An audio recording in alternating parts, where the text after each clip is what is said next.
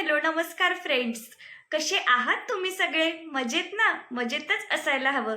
मी चैताली तुम्हा सर्वांचं मनापासून स्वागत करते माझं चॅनल डॉक्टर चैतालीज ब्लॉगवर.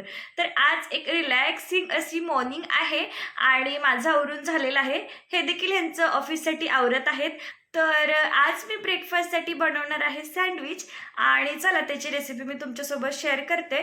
एवढं काही स्पेशल नाही आहे. डेली आपण जे वेज सँडविच बनवतो तेच आहे. पण म्हटलं चला ठीक आहे ह्यावेळेस काहीतरी वेगळा नाश्ता करावा म्हणून मी ते बनवत आहे. तर चला तुमच्यासोबत मी शेअर करते. फ्रेंड्स मी सगळ्यात पहिले घेतले काकडी, टोमॅटो, कांदा, उकडलेला बटाटा हे सगळ्यांचे स्लाइस करून घेतलेत. तर 2 ब्रेड घेतलेत. तर दोघांना मी मायोनीज स्प्रेड केलंय आणि दोघांना टोमॅटो सॉस स्प्रेड केलंय. तर याच्यावर बघा मी लेअरिंग लावणार आहे. तुम्हाला दाखवते कशा प्रकारे. सगळ्यात पहिले अनियन आणि काकडी याच्यावर स्प्रिंकल करायचा आपला चाट मसाला. ॲक्च्युली चाट मसालाच या डिशमधली मेन थिंग आहे. सो जेव्हा आपण चाट मसाला ॲड करत असतो तेव्हा काहीतरी नेक्स्ट लेवलला त्याची टेस्ट जात असते. हे सगळं ॲड करून झाल्यानंतर आपल्याला याच्यावर ग्राइंड करायचं आहे चीज. चीज आवडीनुसार कमी जास्त करू शकता. ठीक आहे, एका सँडविचसाठी एवढं चीज सफिशियंट आहे. आता हा मायोचा होता, ह्याच्यावर आपण टोमॅटो सॉसवाला ब्रेड ठेवून द्यायचं आहे.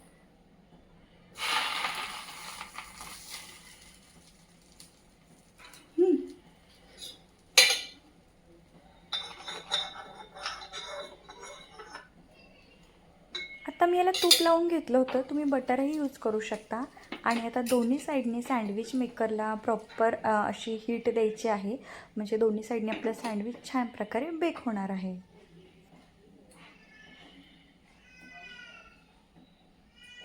ठीक आहे.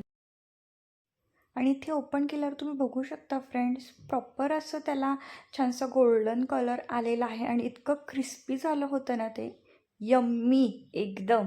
आता मी तर कटर शोधत होते. कटरनी छान त्याचे 2 स्लायसेस करून आपण त्याला सँडविचचा शेप देऊ शकतो. आणि कटर तर काही सापडलं नाही, त्यामुळं चाकूवरच काम चालवलं. आणि चाकूने म्हणावं तेवढं नाही माझं कट झालं, but it's okay, sometime it's happen. So अशारित्या मी ना त्याचे पार्टिशन करून घेणार आहे आणि 2 त्याचे सँडविचचे पार्ट करून विथ मायोनीज आणि टोमॅटो सॉससोबत ते सर्व करणार आहे.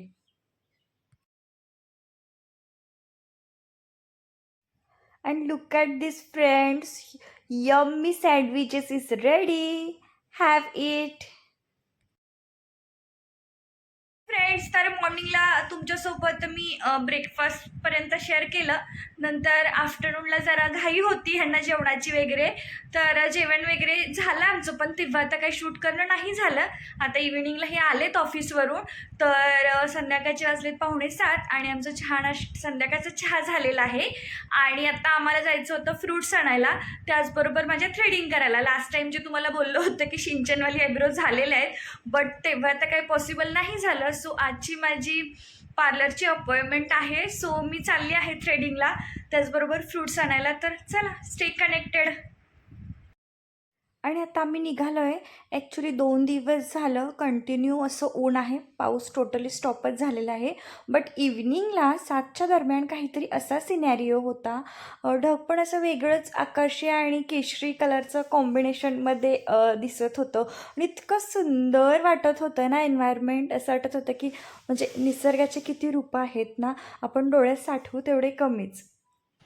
हे फ्रेंड्स, तर मी आता पोहोचले पार्लरमध्ये आणि तुम्ही बघू शकता स्टेप अप ब्युटी केअर हे पार्लर आहे या ताईंचं. आणि ॲक्च्युअलमध्ये खरंच त्यांचं इतकी छान सर्व्हिस आहे ना.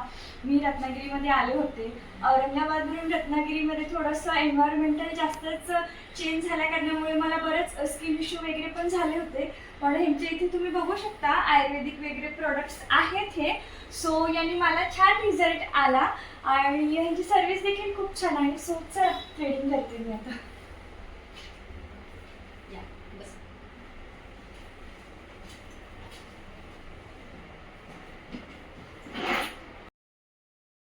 आणि ना पार्लर रिगार्डिंग यांच्याकडे सगळ्याच फॅसिलिटी अतिशय माफक दरात दिल्या जातात. त्यामुळे तुम्ही जर रत्नागिरी किंवा आसपासच्या ठिकाणी राहत असाल तर नक्कीच या ठिकाणी व्हिजिट करू शकतात. आणि ह्या ताई देखील इतकी चांगली अशी सेवा देतात. त्यामुळे नक्कीच तुम्ही ट्राय करू शकता. आणि मला तर इथे आल्यावर छान रिझल्ट आला. त्यामुळं मी सजेस्ट करेल, मस्ट ट्राय. आणि त्याचबरोबर आपण नेक्स्ट एखाद्या व्लॉगमध्ये डिटेल यांचे पार्लरमध्ये काय काय प्रोसिजर होतात और मेकअपमध्ये कुठले कुठल्या थिंग्स आहेत, हे नेक्स्ट टाईम मी नक्कीच तुमच्यासाठी एखादा व्लॉग घेऊन येईल, जेणेकरून जे आसपासचे असतील त्यांच्यासाठी एक छान सजेशन राहील. आणि आता चला मी आयब्रोज करून घेते.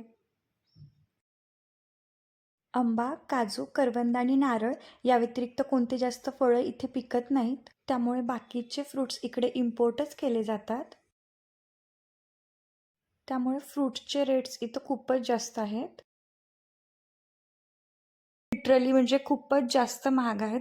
ॲक्च्युली आता माझं गाव कोल्हापूर आहे आणि माझे मम्मी पप्पा औरंगाबादला राहतात. सो ह्या दोन्ही ठिकाणी फ्रूट्स एकदम छान म्हणजे रिजनेबल रेटमध्ये भेटतात आणि त्याचीच मला सवय होती.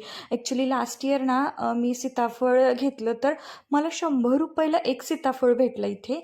आणि पेरू वगैरे पण मी बघत होते तर ₹40 एक पेरू भेटला. म्हणजे ॲज पर त्याचं वेट एक पेरू हा 40मध्ये बसत होता. त्याचबरोबर मी ॲपलचं आणि पोमोग्रॅनेटचं रेट विचारले तर ते पण ऑलमोस्ट 200, 250, 300 ह्या रेंजमध्ये होते. तर मी एक आयडिया केली जुगाड. म्हटलं ₹200 पोमोग्रॅनेट आणि ₹250 ॲपल हे दोन्ही मिळून मला अर्धा अर्धा असं करून 1 किलो द्या, जेणेकरून 1 किलोमध्ये मला दोन्ही फ्रूट्स ट्राय करायला भेटतील. आणि छोटीशी बार्गेनिंग देखील मी केली. आणि तुम्ही देखील ही ट्रिक नक्कीच यूज करू शकता, जेणेकरून मुलं जर एकच फळ खायला कंटाळा करत असतील ना, तर 2 प्रकारचे फळं एका किलोत घेऊन यायचे. कधी आज हे दिलं, उद्या ते दिलं. मुलांबरोबर आपण मोठे देखील आवडीनं खातो जर वेगळं काय भेटत असेल तर. आणि ह्या अजून एक महत्त्वाची गोष्ट, डेली एक तरी फ्रूट तुम्ही नक्की खा फ्रेंड्स. त्यामुळे ना हेल्थवर तर पॉझिटिव्ह त्याचा इफेक्ट येईलच, त्याचबरोबर आपली इम्युनिटी देखील बूस्ट व्हायला हेल्प होईल. सो सीझनल फ्रूट्स तर मस्ट ट्राय करा. तसं तर यांना काही फ्रूट्सची एवढी आवड नाही आहे, बट माझ्यासोबत राहून फ्रूट्स खाणं यांचं देखील आता वाढलं आहे. त्यामुळे मी सांगेल एक चांगला चेंज यांच्यात आला आहे. तुम्ही देखील तुमच्या घरात जे कोणी फ्रूट्स खात नसतील त्यांना नक्की ही चांगली हॅबिट लावू शकता फ्रूटची. आणि आता आम्ही घरी पोचलेलो आहोत. तर चला आजचा ब्लॉग इथेच एंड करते. कसा वाटला मला कमेंटमध्ये नक्की सांगा. चॅनलवर नवीन असाल तर सबस्क्राईब करा, लाईक करा, शेअर करा. बाजूचं बेल बटन दाबायला विसरू नका. आणि हा बघा माझे ₹40 वाला पेरू. Okay then, bye bye friends.